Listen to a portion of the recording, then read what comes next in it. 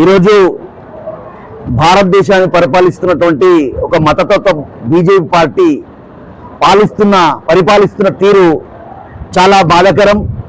ఈ దేశానికి స్వతంత్రం తెచ్చిన పార్టీ నాయకత్వం కాంగ్రెస్ పార్టీ. అలాంటి నాయకత్వంను ఈరోజు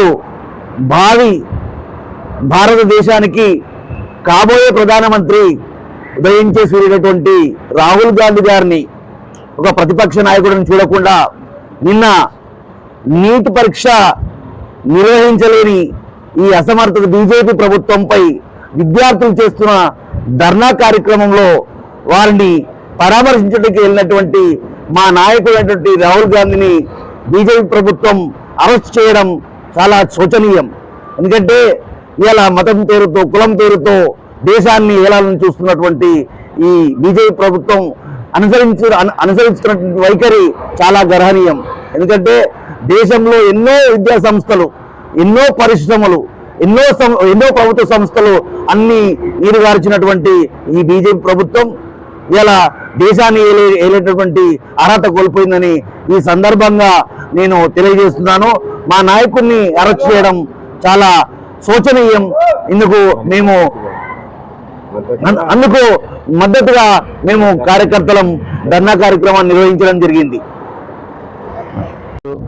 సిగిరిపల్లి కాంగ్రెస్ నాయకుల ఆధ్వర్యంలో నిన్న జరిగిన ఢిల్లీలో జంతర్ మంతర్ వద్ద ధర్నా దిగిన మన కాబోయే ప్రధానిని అరెస్ట్ చేయడం బాధాకరణం.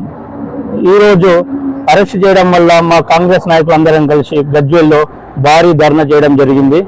నీట్ ఎగ్జామ్ పేపర్ లీకేజు మరియు జరుగుతున్న మత కలహాలు సృష్టించడం భారత జనతా పార్టీ మొత్తం అదే విధంగా ఉంది. దాన్ని ఉద్దేశించి రాహుల్ గాంధీని కూడా అరెస్ట్ చేయడం బాధాకరణం. ఈరోజు కాంగ్రెస్ నాయకుల ఆధ్వర్యంలో భారీ ధర్నా చేయడం జరిగింది.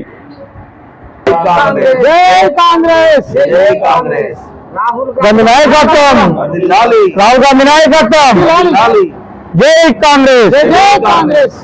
జరిగినటువంటి రాహుల్ గాంధీకి అన్యాయం జరిగింది కాబట్టి రాహుల్ గాంధీ అరెస్ట్ చేయడం శోచనీయం. బీజేపీ ప్రభుత్వం దొంగ ప్రభుత్వము దేశాన్ని నాశనం చేసింది. కాబోయే ప్రధాని అరెస్ట్ చేయడం అన్యాయము. ఇది దొంగ ప్రభుత్వం.